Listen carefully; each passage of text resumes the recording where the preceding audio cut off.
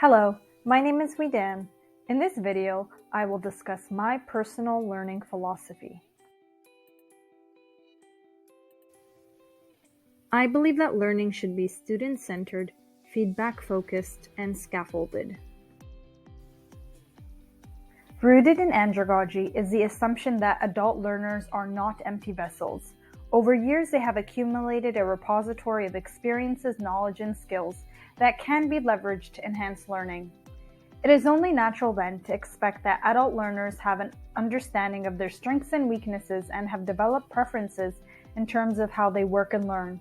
To make the most of these differences and enrich in the learning environment, adults should be given the opportunity to exercise choice in the types of activities they engage in. By utilizing principles of UDL and offering multiple modes of instruction, presentation, and engagement, we can ensure that the material is easily accessible and caters to the needs of our diverse body of students. Student-centered environments are empowering because the students become responsible for their learning and are involved in the planning process. By including learners in the design of assessments and class activities, they develop a sense of ownership of their learning and are more motivated. Knoll's third principle of andragogy emphasizes that learners feel autonomous and are more engaged when the material is authentic and relevant to their interests and goals. Relating topics to the learner's goals and interests will have an immediate impact on their life. Therefore, developing skills that will allow the adult learner to survive and thrive in their ever-changing field is essential.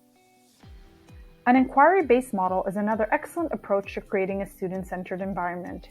Using an inquiry-based model deepens learners' understandings as they have ample opportunities to explore and select from a variety of topics, conduct research, collaborate with others, address real-world issues, and reach their own conclusions. The skills they develop in the process of inquiry learning help prepare them for lifelong learning.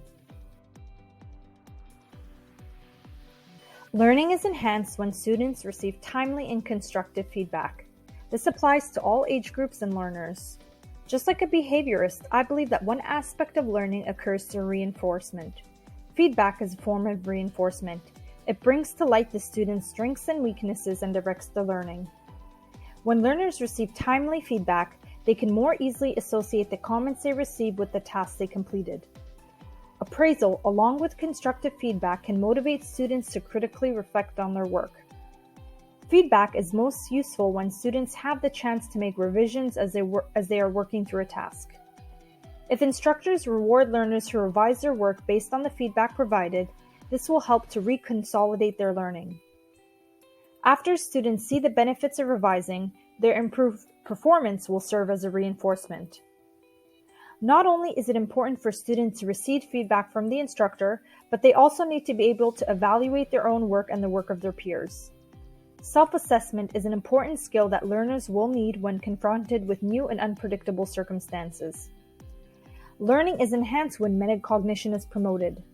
Deliberately planning, monitoring, assessing, and making judgments to their learning strategies is an invaluable practice. Students learn best when they have a strong foundation to build on and learning is scaffolded. Bloom's taxonomy is an excellent system to help students build a strong foundation. Learning outcomes can be designed to target the depth of learning we desire students to achieve. With Bloom's taxonomy, there is this natural arrangement from lower order to higher order thinking skills that students can benefit from. If adult learners have a strong foundation to build on, they can eventually work independently. Related to this idea is scaffolding, a technique intrinsic to Vygotsky constructivism. When learners are in the zone of proximal development, that is, when the learner is incapable of doing the task independently, they need scaffolding, so feedback and support, from a more knowledgeable other. Gradually, the support is decreased until the learner can successfully and independently complete the task. Scaffolding also helps to decrease cognitive load, which allows the students to effectively work through a task and master essential skills. When students practice using and integrating the skills they learn into the real world, mastery is achieved. Aspects of social constructivism, cognitivism, andragogy, and behaviorism have influenced my learning philosophy. To conclude, a student-centered learning environment, along with ongoing feedback and scaffolding, are integral components of learning.